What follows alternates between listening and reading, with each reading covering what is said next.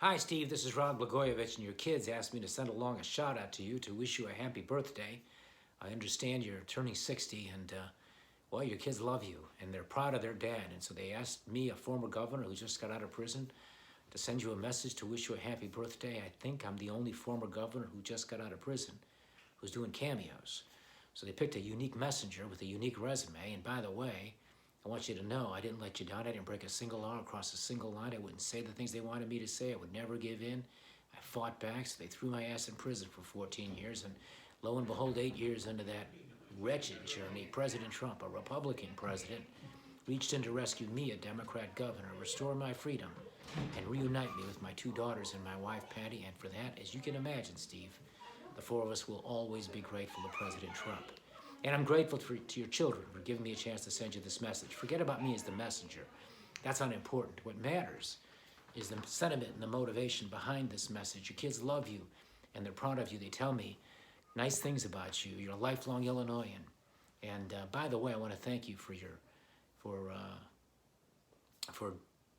well, just the support that I sense you may have had in my direction. And if you didn't, that's okay too.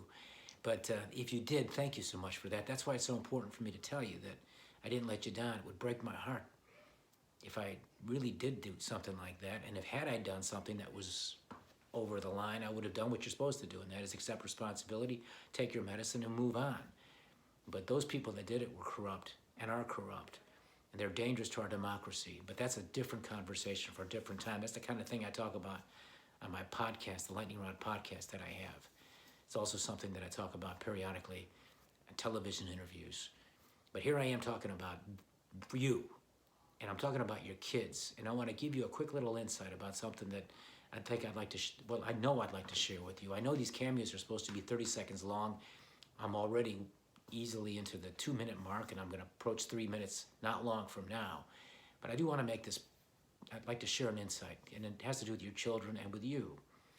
You know, I learned a lot of hard lessons during those difficult years, and as you inevitably will, you know, I learned they can take you off a high mountain, they can bury you in a deep, dark valley, they can separate you from the people you love most in the world and make you live in a faraway place where you can't see them that often.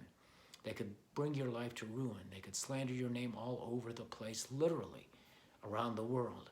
They have the power to do that, but here's something they don't have the power to do to me or to anyone else. And you know what that is, Steve?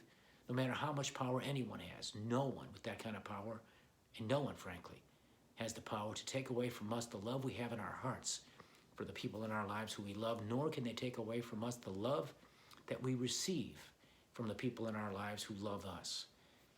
That love I have for my daughters and my wife gave me the strength to endure, to persevere, to overcome. It gave purpose and meaning, even in those dark, lonely, unhappy years in that dark, lonely, and unhappy place. And you have that love. Your children love you. And I can't think of a more priceless gift that you or I, as fathers, can receive than to receive the love from our children that we receive. I'm blessed with my 2 daughters. You are blessed with your children. And so, my friend, during this Christmas season, as we take a moment to think about all the things we should be thankful for, there is nothing better for you or me to be thankful for than the love that we have in our lives, particularly and especially from our children. So God bless you, my friend. I wish you a Merry Christmas, a healthy, happy, and prosperous New Year. And I have a Christmas gift for you. It's a few lines from a timeless Irish prayer. May the road rise up to meet you. May the wind be always at your back. May the sun shine warm upon your face, the rain fall soft upon your fields. And until we meet again, may God hold you in the palm of his hand. Please forgive the dogs. I think they're barking. I think they're exercising peaceful protest against the mailman. God bless you, Steve, and Merry Christmas.